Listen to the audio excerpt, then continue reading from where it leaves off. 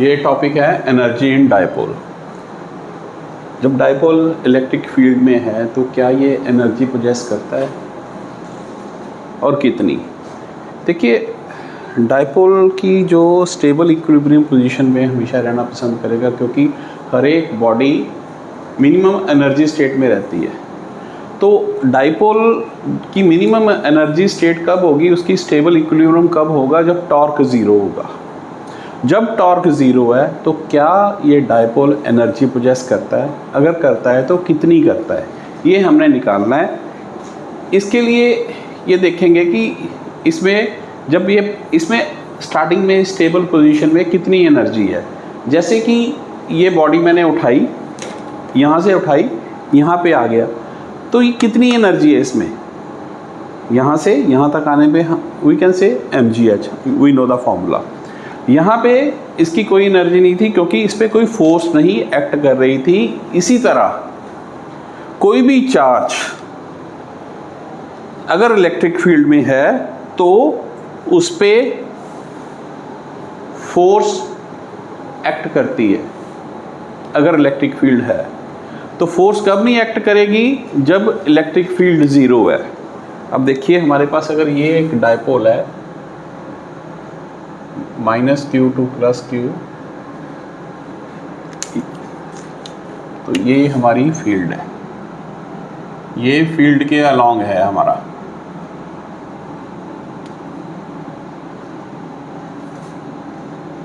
ये E है।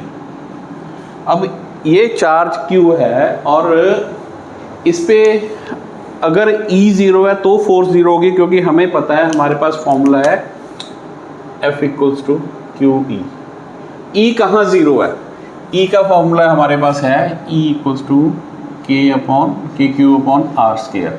अगर R, if R is infinity then E = 0, means infinite position पे अगर हम ये E ले जाएंगे, E है हमारे पास यहाँ पे E = इन्फिनिटी पे हमारे पास इस पे जो फोर्स है ज़ीरो है और इस चार्ज पे ये स्टेबल है, इस पे कोई फोर्स नहीं लग रही। जब हम इसको इधर लेके आएंगे, R कम होना शुरू होगा, इलेक्ट्रिक फील्ड भी लगेगी, तो इस पे फोर्स लगेगी और इस फोर्स के अगेंस्ट हमें वर्क डन करना पड़ेगा। हमारा work done in the direction of displacement होगा। और यहाँ पे हम चार्ज को लेके आए तो हमने सपोज करो कि हमने U1 वर्क किया, और जो हमने वर्क किया ये चार्ज पे it is stored in the charge as a potential energy in +q। अब जो दूसरा -q चार्ज है वो भी यहाँ पे पड़ा है, उसको इधर लेके आएंगे। देखिए, अब जो +q था उसको इलेक्ट्रिक फील्ड रिपेल कर रही थी, इसको अट्रैक्ट करेगी और हमें वर्क डन जो करना पड़ेगा अगेंस्ट दी डिस्प्लेसमेंट करना पड़ेगा, डायरेक्शन ऑफ डिस्प्लेसमेंट। तो so we have to do negative work done, that will be -u, क्योंकि मैग्नीट्यूड सेम है लेकिन डायरेक्शन अलग है, तो हमें जो वर्क डन करना पड़ा -u। तो यहाँ पे जो वर्क डन है स्टोर हो गया in terms of potential energy. इसके कारण अभी यहाँ पे आया हमारा +q भी और -q भी यहीं पे है, तो यहाँ पे टोटल एनर्जी बिकम्स 0। डायपोल बनाने के लिए हमें यहाँ से यहाँ तक जाना पड़ेगा। कितना डिस्टेंस ट्रेवल करना पड़ेगा, दैट इज 12 डिस्टेंस अभी और जाना पड़ेगा। तो हम देखिए क्या था हमारे पास, एट इन्फिनिटी E = 0, F = 0। ये पोजीशन है हमारी, M ले लें, ये ले लें हमारी N। Charge +q is brought at N and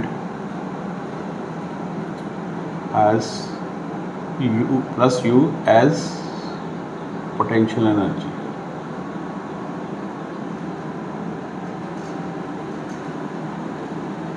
Similarly, charge minus Q is brought at N and has minus U as potential energy. At N, net energy is 0. Minus Q has to travel a distance 12 to make dipole. तो work done हमारा कितना हुआ? Work done equals to, देखिए Q into कितना work done हमारा होगा? That is force into distance equals to, force कितनी है? Q E into 2L. Now 2QL into E, this is equal to PE. This is the work done. अब total energy कितनी होगी? Work done on both charges हम अगर देखें, that is the total energy work done on both charges equals to minus U plus PE.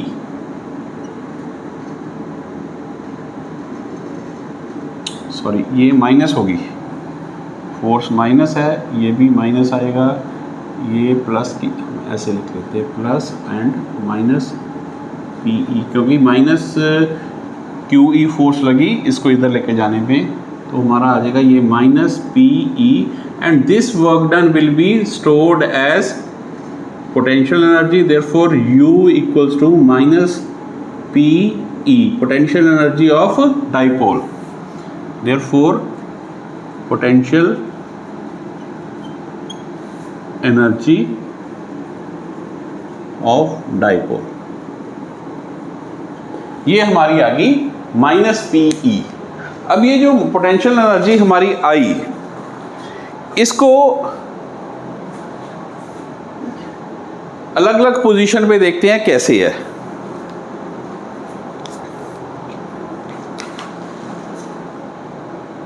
देखते हैं, चलो अब लेते हैं. सबसे पहले हम लेंगे theta 0, theta equals to 0. Theta 0 means ये E है और यही हमारा इसकी डाइपोल की थीटा 0 है. यहाँ पे ये निकाल देते हैं हमारी. सबसे पहले क्या होगा, हम इसमें निकालते हैं पोटेंशियल एनर्जी, देखते हैं कितनी है पोटेंशियल एनर्जी, फिर वर्क डन, फिर टोटल एनर्जी. पोटेंशियल एनर्जी इस केस में हमारे पास है माइनस PE.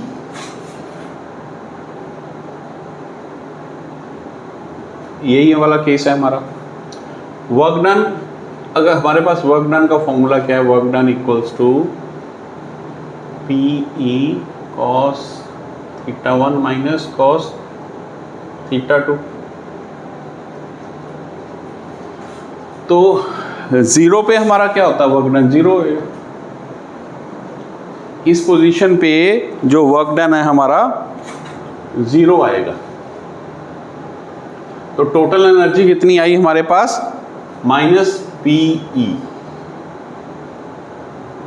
नेक्स्ट थीटा 90 पे है.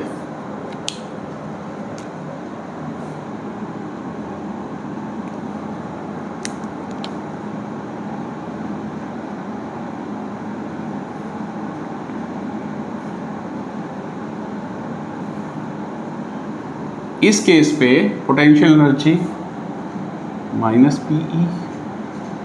हमने पढ़ा हुआ है वर्क डन हमारा, अगर ये 0 से 0 है तो cos 0 1। देखो अगर 0 डिग्री था तो cos 0 यहाँ पे 1 माइनस 1 तो टोटल 0 हो जाना था, वर्क डन ये आ गया। अब 0 से 90 गया तो PE, work done is PE, total energy is 0। अब हमारे पास आएगा एक कंडीशन और है, एक केस और आ गया जब इसके 180 पे है, angle is 180, this is P, this is E। तो ये तो PE, यहाँ पे वर्क डन कितना होगा 180 पे, जो वर्क डन है वो 0 ही होगा, नो 0 नहीं होगा, 2PE। cos 0 1, cos 180 माइनस 1 ये 2 हो जाएगा, 2PE। यहाँ पे आएगा नेट एनर्जी आ जाएगी, ये आ जाएगी टोटल एनर्जी PE। अब जब 270 वाला केस आएगा तो क्या होगा,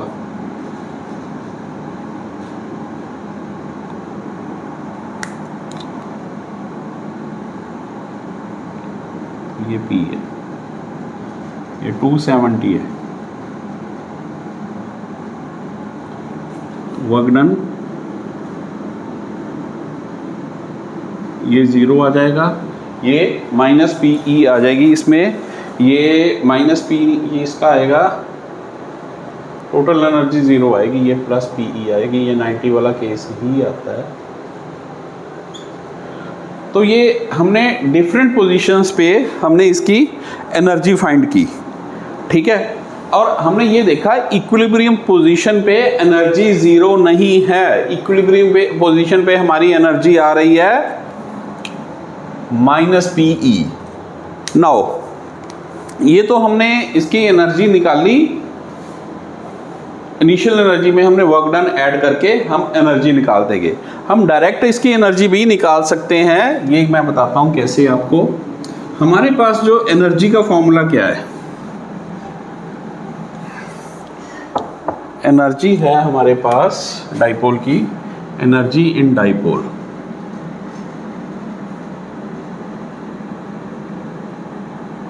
देखिए इसका फॉर्मूला क्या होता है, force into displacement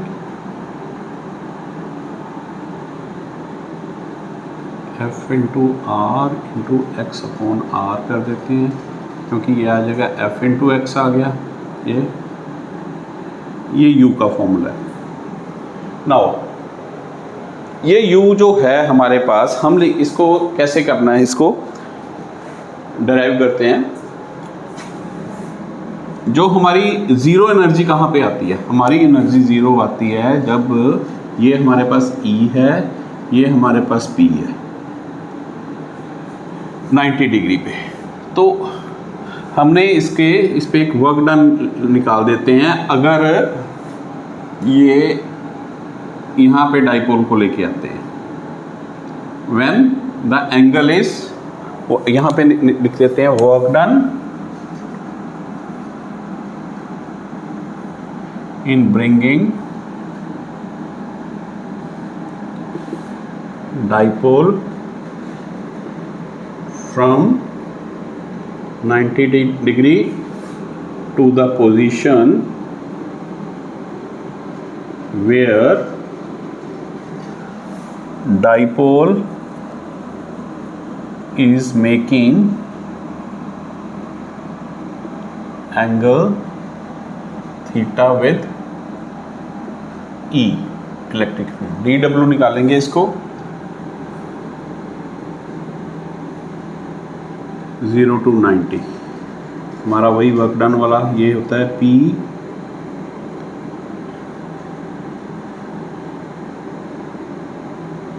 E sine theta D theta. हमें पता है कि हमारा जो है ये जो टॉर्क है, it is the function of theta. Therefore इसको बाहर नहीं ऐसे निकाल सकते, इसको हम इंडिपेंडेंट नहीं ले सकते। हमने इसका फॉर्मूला पुट किया P E sine theta D theta. P भी इंडिपेंडेंट ऑफ थीटा है तो हमने पी बाहर निकाल दिया, और ई भी इंडिपेंडेंट ऑफ थीटा है, अंदर रह गया साइन थीटा डी थीटा। इसको हमने कर दिया पी ई, ये आ गया हमारा माइनस कॉस थीटा 92 थीटा। ये हमारी सॉरी लिमिट ये लगी है यहाँ पे, ये गलत लिखी हुई है, 92 थीटा लगानी थी। ये 90 है, ये थीटा है, ये थीटा है, ये 90 है, 92 थीटा 92 थीटा। कॉस 92 थीटा क्या आएगा, P E minus cos 90 minus of cos theta. Sorry upper limit minus lower limit लगनी है, लोअर माइनस अपर होगी।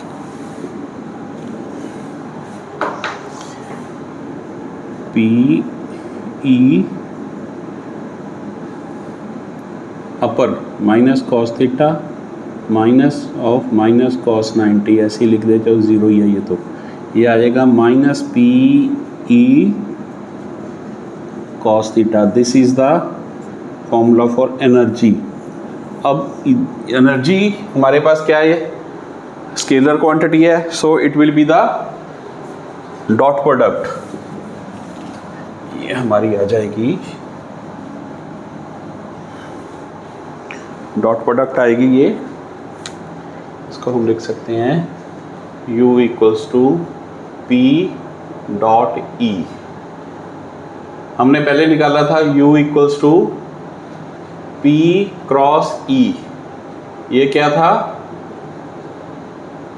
टॉर्क। ये हमने जब P क्रॉस E निकाला था तो ये था टॉर्क आया था। डॉट प्रोडक्ट आई हमारी एनर्जी, तो इसका मैग्नीट्यूड क्या आया, U equals to minus P E cos theta.